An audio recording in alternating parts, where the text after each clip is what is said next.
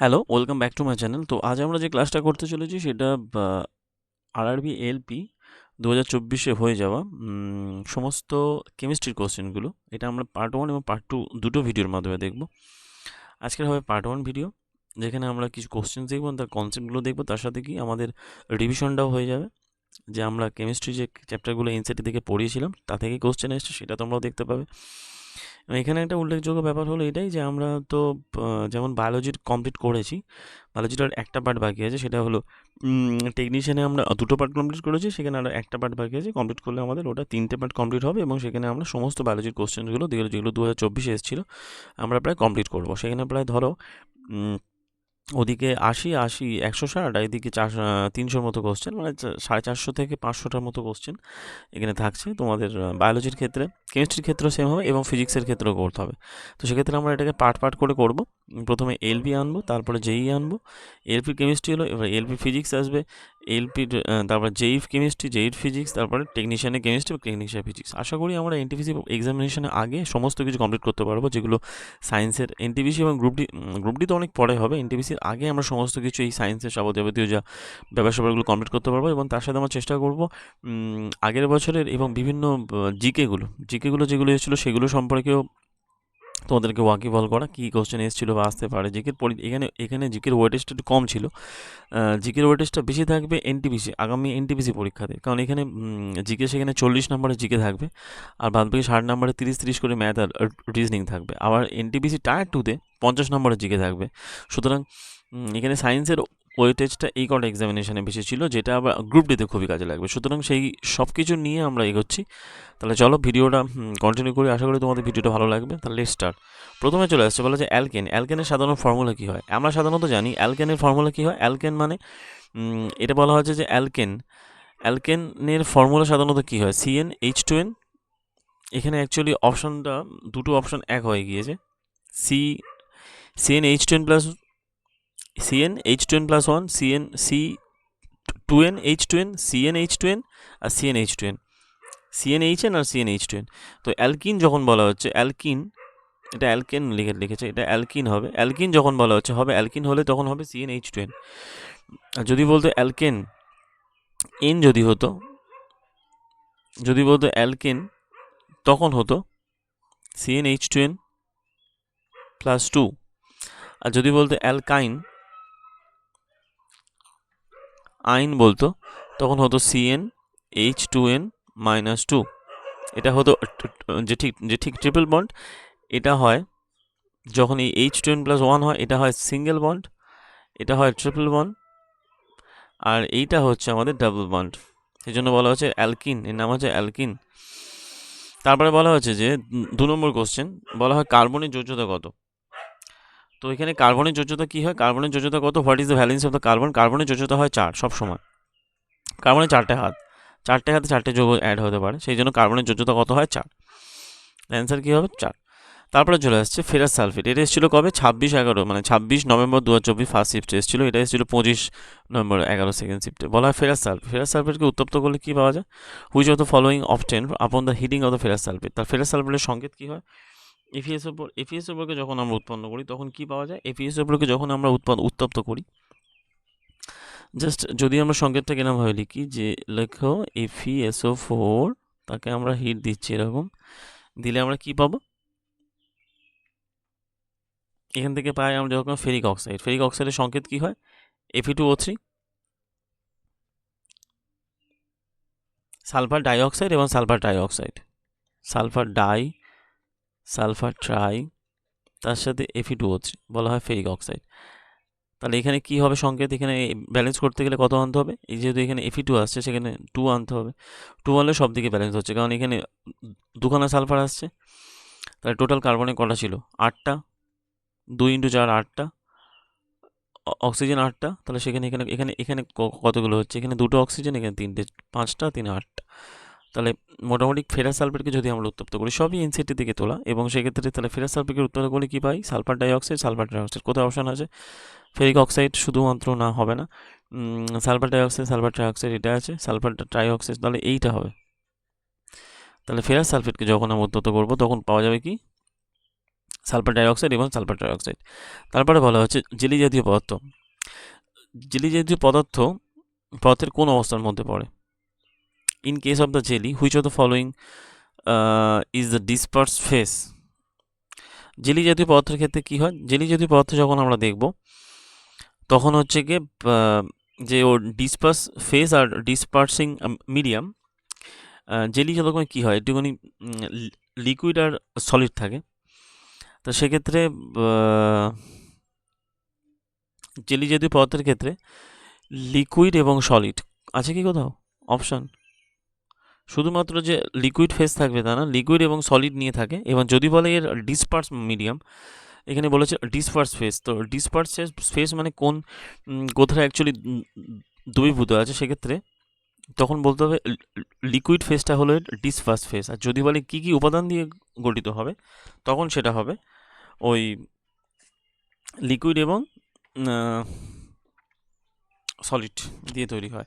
Disperse face বিস্তার মাধ্যম আর বিস্তৃত দশা। বিস্তার মাধ্যম কি হবে? লিকুইড, এটা হলো। আর যদি বলে কোন কোন অবস্থার মধ্যে রয়েছে, তখন সলিড আর লিকুইড ফেস নিয়ে তৈরি হবে। তাহলে এখানে বলা আছে যেহেতু ডিসপার্স ফেজের মধ্যে পড়ছে, মানে বিস্তার মাধ্যম কোনটা, তখন বলতে হবে যে লিকুইড হলো তার বিস্তার মাধ্যম। এটা এসেছিল কবে? 25/11/24 ফার্স্ট শিফটে এসেছিল। তারপরে চলে আসছে পরের কোশ্চেন, কোন পদ্ধতির মাধ্যমে কোনো পদার্থ তরল অবস্থার মানে তরল পথে রূপান্তরিত, কোনো কঠিন পদার্থ তরল পথে রূপান্তরিত হয়? In which of the following phenomenon does a solid substance change into a liquid substance? বলা হয় ফিউশন, সলিডিফিকেশন, সাবলিমেশন এবং ডিপোজিশন। ডিপোজিশন মানে অতক্ষিপ্ত, সাবলিমেশন হবে না, অতক্ষেপ। তো সলিডিফিকেশনে বলা হয় কঠিন হবে, আর এটা বলছে কঠিন থেকে তরল হবে। তাহলে সেক্ষেত্রে বলা হয় ফিউশন। ফিউশন পদ্ধতির মাধ্যমে কঠিন থেকে তরল উৎপন্ন হচ্ছে। এটা 27/11/24 এবং সেকেন্ড শিফটে এসেছিল। তারপর বলা হচ্ছে which of the following is an example of the emulsion. ইমালশনের এক্সাম্পলগুলোর মধ্যে পড়ছে কোনটা? Sponge, face cream. তো ইমালশনের ক্ষেত্রে কী হয়? ইমালশনের ক্ষেত্রে যখন যে দুটোই যে ডিসপার্স মিডিয়াম এবং ডিসপার্স ফেস এবং ডিসপার্স মিডিয়াম দুটোই যথাক্রমে লিকুইড হয়, বোথ আর লিকুইড, বিস্তৃত দশা এবং বিস্তার মাধ্যম দুটো যথাক্রমে হয় লিকুইড হয়। তাহলে সেক্ষেত্রে যেহেতু দুটোই লিকুইড হয়, তো সেক্ষেত্রে এর কী হয়? Face cream, milk, face cream ইত্যাদি হয়ে থাকে। তো তার মানে এটা আমরা দেখলাম ইমালশন এক্সাম্পলের মধ্যে কি পড়ছে? ফোম টোম হবে না। ফোম টোম আমার আলাদা। ফোম হচ্ছে কি যতরকমের যে ফোমের এক্সাম্পল, মানে গ্যাস আর সলিডের মধ্যে হচ্ছে ফোম পড়ে, যাকে বলা হয় ফোম বলা হয়। আর জেল রকমের যে লিকুইড আর সলিড। যাই হোক, তো ওই যে চারটা আমাদেরকে যতক্ষণে যে ওটাও আমরা পড়িয়েছিলাম এতে, এই চ্যাপ্টারটা ওই ক্লাস 9-এ সম্ভবত 9-এর ফার্স্ট চ্যাপ্টার ছিল মনে হয়, 9 না 10-এর ফার্স্ট চ্যাপ্টার ছিল। মিডিয়াম যে রাসায়নিক পদার্থগুলো রয়েছে আর কি, কেমিক্যাল কন্ডিশন অফ দ্যাট, সম্ভবত 9-এর ফার্স্ট চ্যাপ্টারে, যেখানে টলিউশনগুলো ছিল, যেখানে বিভিন্ন সংজ্ঞাগুলো দেওয়া ছিল, এভাপোরেশন, এনভায়রনমেন্ট, এরকম ব্যাপার স্যাপারগুলো। তার মধ্যে ওই কী কী পদার্থ, দূষিত পদার্থ, বিশুদ্ধ পদার্থ, এরকম। সম্ভবত 9-এর সেকেন্ড চ্যাপ্টার হবে, সম্ভবত 9-এর ক্লাস 7। তো তারপরে চলে আসছে বলে ক্লোর অ্যালকিল পদ্ধতি। ক্লোর অ্যালকালি পদ্ধতিতে কোন উপাদান ব্যবহৃত হয়? For the preparation of the which of the following compound in the chlor alkali process. তো ক্লোর অ্যালকালি প্রসেসের মাধ্যমে কোন উপাদানটা ব্যবহৃত হয়? যতক্ষণ যে ক্লোর অ্যালকালির মাধ্যমে আমরা সোডিয়াম হাইড্রক্সাইড তৈরি করি, সেক্ষেত্রে এটা এর মধ্যে ব্যবহৃত হচ্ছে। তো বলা হয় সোডিয়াম হাইড্রক্সাইড তৈরি করে, সেখানে কোথায় আছে সোডিয়াম হাইড্রক্সাইড? এই তো ক্লোর অ্যালকালি পদ্ধতির মাধ্যমে কি হয়? ওই NaCl + H2O থেকে সেটা আমরা পাই NaOH পাই। সোডিয়াম ক্লোরাইড, যাকে বলা ব্রাইন দ্রবণ, তার সাথে কি হয়? তার সাথে জলের বিক্রিয়াতে তা থেকে উৎপন্ন হচ্ছে NaOH আর Cl2 উৎপন্ন হবে। জাস্ট একে বলা হয় ক্লোর অ্যালকালি পদ্ধতি। ক্লোর অ্যালকালি পদ্ধতিগুলো সবই পড়ানো হয়েছে। যাই হোক, স্থায়ী ক্ষারতা বলা হয় কাকে? স্থায়ী ক্ষারতা বা মানে জলের স্থায়ী ক্ষারতা দূরীকরণে কোন উপাদানটা ব্যবহৃত হয়? What is the use to remove the permanent hardness of the water?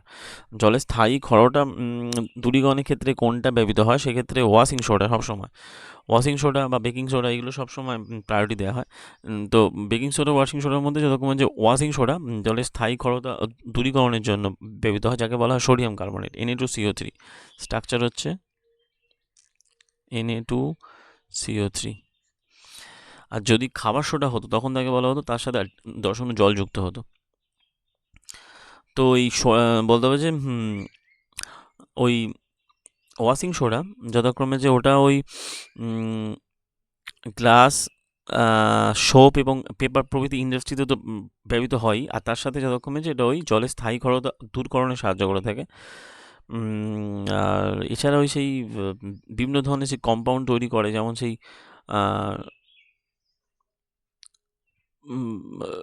Washing সোডাতে জামা কাপড় তো কাচার তো ব্যবহৃত হয়। যাই হোক, তারপরে চলে আসে বলা হয় কলিচুন বা স্ল্যাক লাইম। তো কলিচুনের সাথে ক্লোরিনের যদি বিক্রিয়া হয় তাহলে উৎপন্ন হয় কি? তাহলে which of the following form by the action of the chlorine on dry slack lime. তো স্লেক লাইমের সাথে যখন কলিচুনের বিক্রিয়া হবে, স্লেক লাইমের সাথে যখন হচ্ছে কি ক্লোরিনে বিক্রিয়া হবে, তার মানে সংকেত হচ্ছে এরকম, ওর সংকেতটা ছিল যথাক্রমে এরকম, ওর সংকেত তো CaOH2, আর যখন পড়াশোনা হবে তখন হবে CaO, ক্যালসিয়াম অক্সাইড। তাহলে এর সাথে যখন ক্লোরিনে বিক্রিয়া হয় তখন কি উৎপন্ন হয়? তখন হয় CaOClCl, বলা হয় ব্লিচিং পাউডার। CaOCl এরকম Cl, বা এটাকে আমরা লিখতে পারি CaOCl2, CaOCl2, সবই পড়ানো হয়েছিল। যাই হোক, তো ক্যালসিয়াম অক্সাইড হবে না, হাইড্রোক্লোরিক অ্যাসিড হবে না, ক্যালসিয়াম বলা হয় ক্লোরাইড, আর অ্যান্সার হবে কি ব্লিচিং পাউডার, CaOClCl।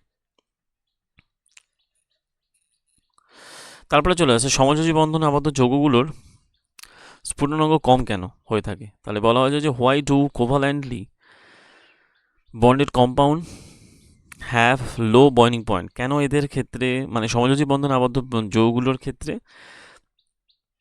এদের স্ফুটনাঙ্ক কম হয়ে থাকে কেন? এর ব্যাখ্যা হচ্ছে একটাই, যেটা হচ্ছে কি যে এদের মধ্যে যে অন্তঃআণবিক আকর্ষণ বলটা খুবই দুর্বল হয়ে থাকে। Have strong covalent bond within covalent but have strong covalent bond within molecule but weak intermolecular force. এদের মধ্যে আন্তঃআণবিক আকর্ষণ বলটা কম হয়, হ্যাঁ উইক কোভালেন্ট বন্ড না। কোভালেন্ট বন্ডের এই অন্তঃআণবিক আকর্ষণ বলের কমের জন্যই হয়ে থাকে। তাহলে বলতে পারি এদের মধ্যে স্ট্রং কোভালেন্ট বা সমযোজী যৌগ থাকে, এদের মধ্যে আন্তঃআণবিক আকর্ষণ বলটা কম থাকে, সেই জন্য এদের মধ্যে এদের স্ফুটনাঙ্কটা খুবই কম হয়ে থাকে। তারপরে চলে আসছে যে কোন ক্ষেত্রে বলা হয়, কোন ক্ষেত্রে যে কোন ক্ষেত্রে সিএফসি বলা হয় ক্লোরোফ্লোরোকার্বন ব্যবহৃত হয় না। In which of the following are CFCs are not used.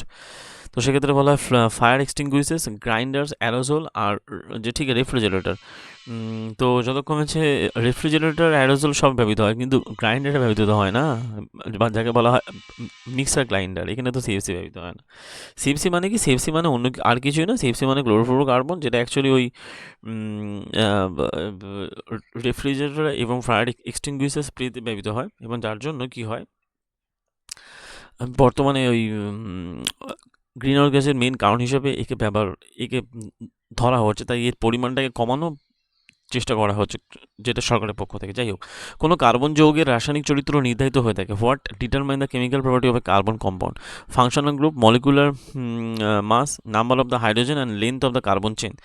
তো সেক্ষেত্রে তার ফাংশনাল গ্রুপ সব থেকে ইম্পর্টেন্ট হয়ে থাকে, কারণ তার molecular mass, number of the hydrogen এগুলো কাজ করে না। তো সেক্ষেত্রে বলা হয় কি কোনো কার্বন যৌগের ফাংশনাল গ্রুপ কী আছে তার উপরে এটা ডিপেন্ড করে থাকে। যেমন ধরো ওই যে অ্যালকিন, অ্যালকাইন, অ্যালকিনের সংকেত কি? ইন, এন, আইন। অ্যালকিন যখন হবে তখন যদি CH4 হয়, তখন তার সংকেত কী হচ্ছে? CnH2n+2। তবেই তো হচ্ছে সি এর মান 1 হচ্ছে। অ্যালকিনের ক্যারেক্টার আর অ্যালকাইনের ক্যারেক্টার সবারই ক্যারেক্টার আলাদা, সুতরাং তার ফাংশনাল গ্রুপটা ইম্পর্টেন্ট। বলা হয় 13টা কোনো কার্বন একটা স্থায়ী যৌগ, কোনো কার্বন একটা স্থায়ী যৌগ তৈরি করে কখন? Why does the carbon make a stable compound? Due to the big size carbon from strong bonds, due to the বলা হয় যে small size carbon from strong bond, due to the higher electronegativity of the carbon from strong bond and cylindrical unbranch. তো সেক্ষেত্রে বলা হয় due to the small size carbon from strong bonds. সেই জন্য কি হয় যে কার্বন স্থায়ী যৌগ তৈরি করে থাকে। বলতে পারছে যে কেন কার্বন একটা স্থায়ী যৌগ তৈরি করে? কারণ তার আকার ছোট হওয়ার জন্য স্ট্রং বন্ড তৈরি করতে পারে অনেকগুলো, মানে একটা লম্বা চেইন তৈরি করে না এরকমভাবে, যে কার্বনের সাথে যুক্ত হচ্ছে কার্বন,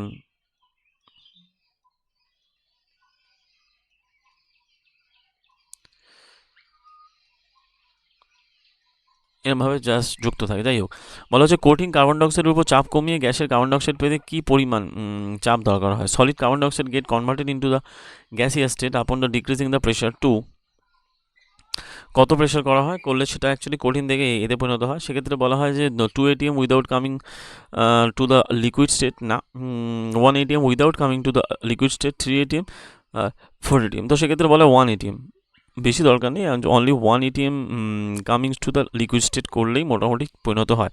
তা বলা হয় ন্যাপথালিনকে কোনো স্পেটুলাতে, যাকে চামচে নিয়ে বার্নিং করলে কি উৎপন্ন হবে, মানে কী ধরনের কালার উৎপন্ন হবে? Red flame, clean flame, sooty flame আর ইয়েলো ফ্লেম। সেক্ষেত্রে উৎপন্ন হবে ইয়েলো ফ্লেম। ন্যাপথালিনকে যখনই আমরা কোনো স্প্যাচুলাতে নিয়ে যখন উত্তপ্ত করবো সেক্ষেত্রে আমরা ইয়েলো ফ্লেমই পাবো। তারপরে চলে আসছে, এটা অ্যাকচুয়ালি ওই কার্বন মলিকুলসের চ্যাপ্টার, যেটা আমরা এখনো পড়াইনি, ওটার মধ্যে আছে। যাই হোক, ওটা চেষ্টা করবো যত তাড়াতাড়ি সম্ভব পড়িয়ে দেওয়া যায়। তারপরে চলে আসছে যে বলা হচ্ছে 16 দাগের কোশ্চেন। এটা এসেছিল কবে? 26/11 এসেছিল, 3rd শিফটের মাধ্যমে। বলা হয় 16 দাগের কোশ্চেন যে কোলয়েড দ্রবণে ফোমের উদাহরণ কোনটার মধ্যে পড়ে? তো যে বললাম ফোমের ক্ষেত্রে কি হচ্ছে, ফোম মানে গ্যাস আর সলিড। ফোম বলা in colloids which of the following is a correct example of the foam. ফোমের মধ্যে জেলি পড়বে না, জেলি পড়বে না, ফগ পড়বে না, মিস্টও পড়বে না, মিস্ট মানে শিশির পড়বে না। একমাত্র হবে বলা হয় পিউমাইস মানে ঝামা পাথর। সলিড আর গ্যাস নিয়ে তৈরি হয় ফোম। বাদ বাকিগুলো তো আমরা দেখেছি, ফগের ক্ষেত্রে কি হয় আর এর ক্ষেত্রে কি হয়। তাহলে সেক্ষেত্রে ওই যথাক্রমে ফগের ক্ষেত্রেও তো হবেই না, ফগ যথাক্রমে লিকুইড আর গ্যাস। ফগ হচ্ছে লিকুইড গ্যাস, জেলি হচ্ছে তো বললাম সলিড আর লিকুইড আর সলিড। মিস্ট এর মধ্যেই পড়ে যায়, ওই লিকুইড আর গ্যাস। জেলি, মিক্সড, ফগ এগুলো একই, শিশির আর যাই হোক, তারপরে চলে আসে ক্যালসিয়াম ক্লোরাইডের একক ভর কত হয়। ক্যালসিয়াম ক্লোরাইডের সংকেত কি হয়? ক্যালসিয়াম ক্লোরাইডের সংকেত হচ্ছে CaCl2। তো CaCl2কে যখন আমরা করব, ক্যালসিয়ামের অ্যাটমিক মাস কত হয়ে থাকে? 40। CaCl2 40, আর তার সাথে কত হচ্ছে ক্লোরিন হয়ে থাকে 35 করে, তার মানে কত হয়? 70। এটা অ্যাকচুয়ালি ইউ হবে। তো 35 × 2 মানে 70, তো কত হচ্ছে? 110। তার মানে এর ক্লোরাইড একক ভার কত হবে? 110। তারপরে চলে আসছে লঘু হাইড্রোক্লোরিক অ্যাসিডের সাথে কপার অক্সাইডের বিক্রিয়া কি পাওয়া যায়? Which of the following will be formed when dilute hydrochloric acid added to the beaker having copper oxide. তাহলে লঘু হাইড্রোক্লোরিক কি বলা হচ্ছে? লঘু হাইড্রোক্লোরিক অ্যাসিডের সাথে এই সেলের সাথে CO মানে কপার অক্সাইড বিক্রিয়া করছে। তাহলে বিক্রিয়াটা এরকম দাঁড়াবে যে, দেখি এখানে জায়গা আছে কিনা, না এখানে জায়গা নেই। যাই হোক, এখানেই আমরা দেখি যে যদি কপার অক্সাইডের সাথে এই সেল বিক্রিয়া করে কি উৎপন্ন হবে, তাই তো? তাহলে এখানে উৎপন্ন হবে CuCl2 প্লাস H2O। এবার এখানে আমাদের ব্যালেন্স করতে হবে কি করে? তার মানে এখানে 2 আনতে হবে, আনলে এখানে Cl2 হচ্ছে, তাহলে CuCl2 আর 2H2O, এই হয়ে গেল আমাদের ব্যালেন্স। তার মানে এখানে উৎপন্ন হচ্ছে a solution with the blue green colour formed due to the formation of the copper 3 chloride. এখানে ছিল কত? ছিল হচ্ছে কপার 1, তাতে উৎপন্ন হচ্ছে কি? Copper 3 chloride. তো সেক্ষেত্রে কি উৎপন্ন হচ্ছে? অ্যাসিডের সাথে যতরকম যে ক্ষার বিক্রিয়া করে কি লবণ উৎপন্ন হয়, সেই জন্য বলা হয় কিউ প্লাস ক্লোরাইড। তো সেক্ষেত্রে অ্যান্সার চলে আসছে কি, এই বলা হয়েছে যে solution with the green colour is form due to the formation of the copper chloride. Option B বলেছে a solution with the green colour is form due to the formation of the copper 2 chloride. Colourless solution form due to the formation of the copper 2 chloride. না, এই solution with the blue green colour হবে, এবং তার সাথে উৎপন্ন হবে কি? Copper 2 chloride. এই যে কপার, এর যোজ্যতা হবে Cu2+, মানে 2+ হয়, হ্যাঁ স্বাভাবিকভাবে Cu2+ আর 2Cl-। তো সেক্ষেত্রে উৎপন্ন হবে কপার 2 ক্লোরাইড। যাই হোক, তারপরে চলে আসছে তড়িৎ বিশ্লেষণ পদ্ধতির মাধ্যমে নিম্নলিখিত কোন পদার্থকে নিষ্কাশিত করে সংগ্রহ করা হয়? Which of the following element is extracted by the electrolysis reduction. তড়িৎ বিশ্লেষণ পদ্ধতির মাধ্যমে কোন পদার্থটাকে সংগ্রহ করা হয়? তড়িৎ বিশ্লেষণ পদ্ধতির মাধ্যমে এদের মধ্যে কোনোটাই করা হয় না, একমাত্র সোডিয়ামটাকে করা হয়, NaCl, যে ব্রাইন দ্রবণের মাধ্যমে বা সোডিয়াম ক্লোরাইডের জলীয় দ্রবণের মধ্যে দিয়ে কারেন্ট চালিয়ে সেক্ষেত্রেই করা হয়ে থাকে। ঠিক আছে, তারপরে চলে আসছে, বলা হয় 20 দাগের কোশ্চেন, কোলয়েডীয় দ্রবণ সংক্রান্ত কোন তথ্যটা সঠিক? Which of the following is the correct statement about the colloidal solution? তো দেখি কি কি বলছে এখানে। The size of the particle of the colloid is not too small, যে কোলয়েডের আকৃতি খুব একটা ছোটো হয় না, এটা তো ঠিক কথা নয়, ছোটোই হয়। এই colloid solution is homogeneous mixture, একদম এটা ঠিক আছে। Colloid do not scatter beam of the passing through, না কোলয়েড কিন্তু স্ক্যাটার করে। তারপরে চলে আসছে, component of the colloid solution are dispersal phase of the dispersion medium, না এটা ঠিক মানা যাচ্ছে না। তো এর মধ্যে কোলয়েডের যে হোমোজেনাস মিক্সচার, এইটা ঠিক বলা যেতে পারে। তার মানে অপশান আসছে 2, বলে কোলয়েড এক ধরনের হোমোজেনাস মিক্সচারের মধ্যে পড়ে। তারপরে চলে আসছে আমরা 21, নিম্নলিখিত কোনটা কঠিন পদার্থের ধর্মের মধ্যে পড়ে না? Which of the following option does not represent the property of the সলিডসের ধর্মের মধ্যে পড়ে না কি? It is not difficult to change their shape, এদের আকার চেঞ্জ করা যায় না। এদের আকার চেঞ্জ করা যায় কি? এদের আকার চেঞ্জ করা যায় না। তারপরে বলা হচ্ছে যে সহজে চেঞ্জ করা যায় কি? Not difficult to change their shape, মানে চেঞ্জ করাটা কঠিন নয় বা শক্ত ব্যাপার নয়। They have distinct boundary the fixed volume, এরকম ব্যাপার নয়। দে হ্যাভ এ ডেফিনিট মধ্যে পড়ে না, ডাজ নট, এটা ঠিক আছে। They have a definite shape, একদম ঠিক আছে। They have a tendency to maintain their shape with the subject to outside the force, একদম ঠিক আছে। তার মানে কোনটা নয় বলছে? এইটা হবে না, এইটা অ্যান্সার হবে এইটা। তারপরে বলা হচ্ছে যে সোডিয়াম সালফেটের সাথে বেরিয়াম ক্লোরাইড যখন বিক্রিয়া করে, দারুণ বিক্রিয়া, তো বলা হচ্ছে যে সোডিয়াম সালফেটের সঙ্গে যখন বেরিয়াম ক্লোরাইড বিক্রিয়া করছে, মানে বেরিয়াম কি বলেছে? বেরিয়ামকে কে বিক্রিয়া করছে? Barium chloride. তার মানে BaCl2 যখন বিক্রিয়া করছে কার সাথে? সোডিয়াম সালফেটের সঙ্গে Na2SO4 সঙ্গে উৎপন্ন করবে কি? প্রথমে আমি NaCl দেবো আর BaSO4 উৎপন্ন হবে, BaSO4 প্লাস 2NaCl হয়ে গেল। 2NaCl কেন হলো? এখানে সোডিয়াম আছে দুটো, ক্লোরিন আছে দুটো, তার মানে 2NaCl নিয়ে নিলাম আর BaSO4। তাহলে এখানে কি উৎপন্ন হলো? এখানে দেখা যাচ্ছে যে বলছে যে রিয়াক্ট করলে কি উৎপন্ন হয়? White precipitate of the barium sulphate and NaCl,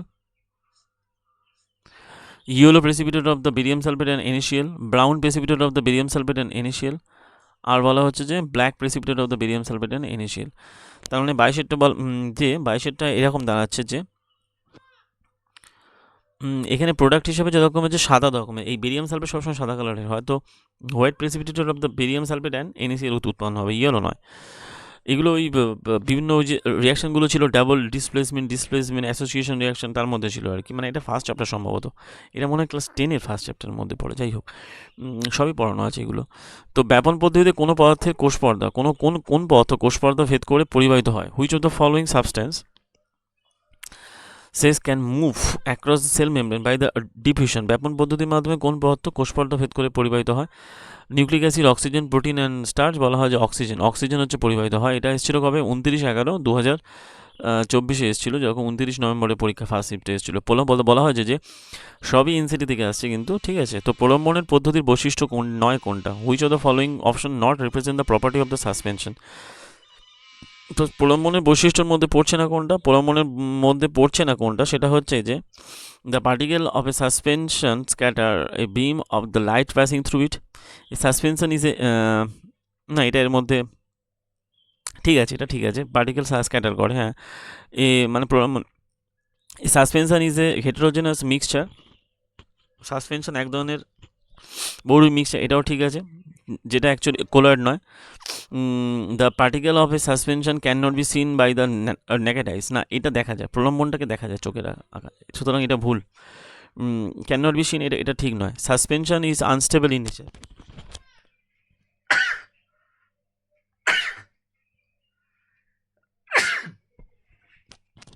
এটা একদম ঠিক আছে। সাসপেনশন আনস্টেবল হয়, সেই জন্য একে চোখে দেখা যায়, বাট এই চোখে দেখা যায় না, এই কনসেপ্টটা ভুল।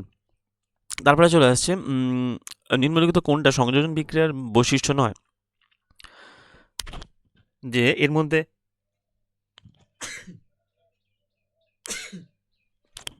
বলা হয় বার্নিং ন্যাচারাল গ্যাস। তাহলে বার্নিং যখন একটা কোনো পদার্থকে যখন হচ্ছে বার্নিং করা হয় তখন কি হয়, তা থেকে উৎপন্ন হয়। তো এটা সংযোজন বিক্রিয়ার মধ্যে পড়ে না, কারণ বার্নিং করছে মানে কখনো তো যে ঠিক নতুন পদার্থ উৎপন্ন হবে না, তা থেকে যেটি ভেঙে যাচ্ছে না। Calcium oxide react vigorously with the water to produce a slake lime, না এটাও হবে না। Formation of the water from the hydrogen and oxygen, এটা হতে পারে। আর silver chloride in the grey sunlight. তো বলা হয় এর মধ্যে বার্নিং ইন দ্য ন্যাচারাল গ্যাসকে যদি বার্ন করা হয় এটা এর মধ্যে পড়ে। এটা ঠিক আছে, অ্যাকচুয়ালি বলেছে নয়, সংযোজন বিক্রিয়ার বৈশিষ্ট্য নয়। ঠিক আছে, ক্যালসিয়াম অক্সাইড থেকে ক্যালসিয়াম অক্সাইডের সাথে যখন ভিগোরাসলি ওয়াটার বিক্রিয়া করে CaOH হোল্ড উৎপন্ন করবে, ক্যালসিয়াম হাইড্রোক্সাইড উৎপন্ন করবে, তাই তো? এটা অ্যাকচুয়ালি উৎপন্ন করবে CaOH হোল্ড 2। আর ফর্মেশন অফ দ্য হাইড্রোজেন থেকে এখান থেকে জল উৎপন্ন হচ্ছে, ওয়াটার থেকে হাইড্রোজেন গ্যাস। ঠিক আছে, এটা এক সংযোজন বিক্রিয়া। এবং বলতে হয়েছে যে formation of the water and silver chloride turns grey in the Sunlight. Silver chloride এটা অ্যাকচুয়ালি এর মধ্যে পড়ে না, এটা অ্যাকচুয়ালি সংযোজন বিক্রিয়ার মধ্যে পড়ে না, এটা ওই লাইট জাতীয় রকম বিক্রিয়ার মধ্যে পড়ে, যেটা অ্যাকচুয়ালি ভেঙে গিয়ে তৈরি হয়। তো তারপরে বলা হয়েছে পরমাণু সম্পর্কিত কোন তথ্যটা সঠিক। Which of the following statement regarding the atom is correct. Atom is not electrically neutral. তারপরে বলা হচ্ছে যে অ্যাটম তো হচ্ছে ইলেকট্রিক্যালি হয় নিউট্রালি হয়ে থাকে, সুতরাং ওটা ঠিক আছে। তারপরটা বলা হচ্ছে an atom does not contain any positive charge, এর মধ্যে কোনো পজিটিভ চার্জ থাকে না। Atom as a whole are electrically neutral, পুরোটা ইলেকট্রিক্যালি নিউট্রাল। আর atoms are partially electrically neutral. And whole electrically neutral, এটা ঠিক কথা বলা যায় না, ওখানে ইলেকট্রন প্রোটন সব কিছু আছে। আর নট ইলেকট্রিক্যালি নিউট্রাল সম্পর্কিত ঠিক, as a whole electrically neutral, বাদ বাকিগুলো ভুল। তো এখানে বলছিল কি পরমাণু সম্পর্কিত কোন তথ্যটা সঠিক, atoms are not electrically neutral, এটা বলছে নয়, অ্যাটম কিন্তু ইলেকট্রিক্যালি নিউট্রাল নয়, এটা একদম ঠিক কথা নয়। Electrically neutral and atom does not contain any positive charge, একদম ভুল কথা, কারণ এর মধ্যে প্রোটন থাকে। অ্যাটম আছে হোল আর ইলেকট্রিক্যালি নিউট্রাল, এটা ঠিক আছে। অ্যাটম আর পার্শিয়াল ইলেকট্রিক্যালি নিউট্রাল, না পার্শিয়ালি হবে না। 87টা বলা হচ্ছে যখন অ্যাসিডের সাথে জলের বিক্রিয়া হয় তখন কি ঘটে। What happens when acid is mixed with the water, যখন জলের সাথে অ্যাসিডের সাথে যখন জলের বিক্রিয়া ঘটে তখন কি হয়, হাইড্রোনিয়াম আয়ন উৎপন্ন হয়। তার মানে it increase the concentration of the hydronium ion per unit volume. It will increase the concentration of the hydroxyl ion per unit volume, একদম না। It will be the no effect concentration of the ions, it will decrease the concentration, না একদম না। তো এখানে option একটাই হবে, hydronium আয়নের সংখ্যাটা মানে আয়তনের সংখ্যাটা বাড়ায়। তারপরে বলা হচ্ছে 28এরটা যে 1 কুলম আয়নে উপস্থিত ইলেকট্রনের সংখ্যা 1 কুলম চার্জ কন্টেন। 1 কুলম আয়নের মধ্যে কত ইলেকট্রন থাকে, সেক্ষেত্রে বলা হয় কি 6 ইন্টু 1 কুলম আয়নের মধ্যে কত ইলেকট্রন থাকে, সেক্ষেত্রে 10 টু দি পাওয়ার চার্জ কত হয়, 10 টু দি পাওয়ার -19 পর্যন্ত হয়ে থাকে। তাহলে Q is equal IT, I is equal Q by T, Q is equal to I into T. Coulomb charge কত থাকছে,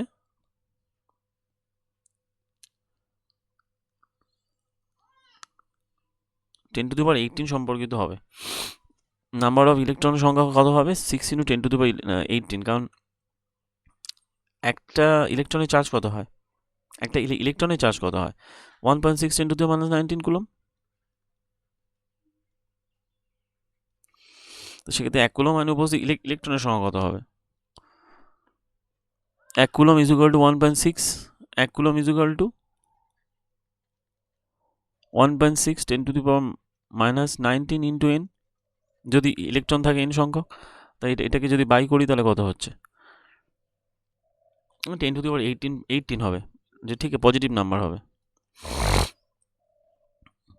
তারপরে বলা হচ্ছে হাইড্রোজেন পরমাণু পারমাণবিক ব্যাস কত, the atomic radius of the hydrogen atom.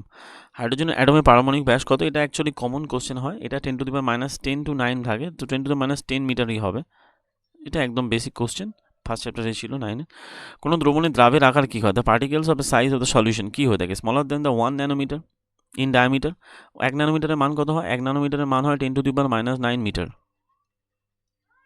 যখন অ্যাংস্ট্রম হবে কত হবে, এটা ন্যানোমিটারের ক্ষেত্রে, হ্যাঁ, যখন 1 অ্যাংস্ট্রম হবে কত হবে, 10⁻10 মিটার। তো সেক্ষেত্রে বলা হয় যে যে হ্যাঁ, যাই হোক, কোনো দ্রবণের আকার বলা হচ্ছে কোনো দ্রবণে the particle of size of the solution কী হয়, smaller than 1 nanometre, smaller than 28 nanometre in diameter, smaller than the 100 nanometre diameter, আর 52 ডায়ামিটার। না, অ্যাকচুয়ালি হবে এটা 1, স্মলার দ্যান 1 ন্যানোমিটার, 1 ন্যানোমিটার থেকে কম হবে।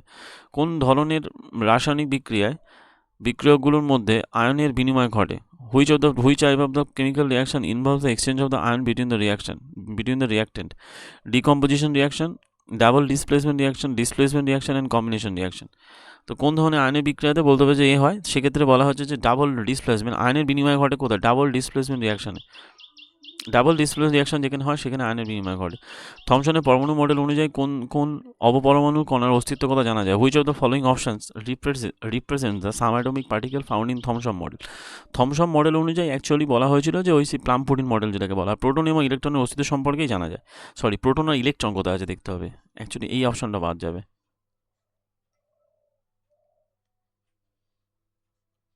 এই অপশনটা বাদ হবে।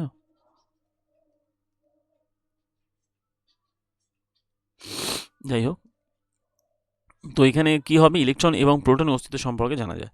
গন্ধের মাধ্যমে কোন দ্রবণকে চেনা যায়, which of the following solution is identified by the smell. তো সুগার অ্যান্ড ওয়াটার না, সল্ট অ্যান্ড ওয়াটার না, পটাশিয়াম পারম্যাঙ্গানেট ইন ওয়াটার, এটা কালারের মাধ্যমে চেনা যায়, সেই কম বেগুনি কালারে হয়ে থাকে। ডেটল ইন ওয়াটার, হ্যাঁ ডেটলটা বলা যেতে পারে, ডেটল ইন ওয়াটার। যাই হোক, তারপরে চলে 34টা বলা হচ্ছে কোন রাসায়নিক সাম্য প্রতিষ্ঠা হয়েছে, সিইউ থেকে, সিইউ প্লাস এনএসসি থেকে CU plus N2 plus 2H2, এখানে কোন বিক্রিয়াটা? আচ্ছা দেখি তো, চলে আসছে কী উৎপন্ন হচ্ছে, N2 হচ্ছে, তার মানে এনের জায়গায় 2 আনতে হবে, এখানে কোথাও এনের জায়গায় 2 আনতে হবে। যদি এটা আনি তাহলে N2 হবে, 2N2 বলছে আবার। যাই হোক, H2O, H2O হচ্ছে মানে রিয়াকশান দাঁড়াচ্ছে কীরকম, যদি আমি এখানে 3টে দিই, 2NH3 দিয়ে N2 হচ্ছে, আচ্ছা তা হাইড্রোজেন 6টা হয়েছে, হাইড্রোজেন 6টা আমার এটাই মিলছে, বাদ বাকি কি কোথাও মিলছে কি, এখানেও 6টা আছে, এখানে 4টে হয়ে যাচ্ছে, দুটো দিলে দুটোই হবে, 4টে হবে না, তার মানে এটা কাটা হয়ে গেল। এখানে 3টে না, এখানে গল্প নেই, দুটো দিচ্ছি, হাইড্রোজেন 2টো হচ্ছে, হাইড্রোজেন 6টা হচ্ছে, অক্সিজেন কটা, 3টে, আচ্ছা 3টে মিলে গেছে, 3টে, বাহ এই তো 3 নম্বরটা মিলে গেল, তার মানে চলে এলো ব্যালেন্সটা এইটা। তারপরে কোশ্চেন চলে আসছে, বলা হচ্ছে যে নিম্নলিখিত কোন যৌগটা অসম্পৃক্ত, which of the following compounds is unsaturated. Unsaturated মানে ওই যে যতক্ষণে যে ওই এটা কি হচ্ছে, CnH2n, ঠিক আছে, এটা মানে কি হচ্ছে, Cn যদি দিই H2n প্লাস 2 হচ্ছে, তার মানে কি হবে, এটা অ্যালকিন,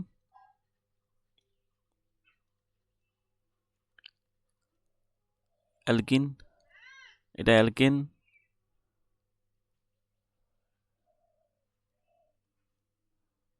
এটা অ্যালকিন ইন C3H8 মানে CnH2n প্লাস 2, এটাও অ্যালকেন। একমাত্র ডাবল বন্ড ট্রিপল বন্ডগুলো অসম্পৃক্ত হয়, C2H6, তার মানে কি হচ্ছে CnH2n, না এ হবে 2 যদি করি 4, তার মানে এটাও অ্যালকেন। তাই একমাত্র অ্যালকিন যেটা সেটাই হলো অসম্পৃক্ত যৌগ, তার মানে হবে এইটা, বেশ হয়ে গেল। তার মানে এটা আমাদের 35। তার মানে আমরা 35টা কোশ্চেন অ্যাটেম্প করলাম, যেখানে আমরা চেষ্টা করেছি ডিটেলসে গিয়ে ডিসকাশন করার, এবং এর মধ্যে ম্যাক্সিমাম চ্যাপ্টারটা আমাদের কমপ্লিট করানো হয়েছে, শুধুমাত্র ক্লাস 10-এর ওই কার্বনের ওই চ্যাপ্টারটা কমপ্লিট করানো নেই সম্ভবত, যেটা আমরা খুবই তাড়াতাড়ি কমপ্লিট করিয়ে দেবো। আশা করি ভিডিও তোমাদের ভালো লেগেছে, যদি ভালো লেগে থাকে লাইক করো, চ্যানেলটাকে সাবস্ক্রাইব করো, বন্ধুদের মধ্যে শেয়ার করো। দেখা হচ্ছে পরের ভিডিওতে অন্য টপিক নিয়ে। কোশ্চেন্সগুলো যত বেশি আমরা ডিসকাশন করবো তত আমাদের কনসেপ্ট ক্লিয়ার হবে, এবং এই ধারণাগুলো যে ঠিক আছে তৈরি থাকবে, যেমন কোশ্চেন আসবে আমরা সেরকম অ্যাটেম্প করতে পারবো। আপাতত ভিডিও এই পর্যন্ত, দেখা হচ্ছে পরের ভিডিওতে, থ্যাংক ইউ।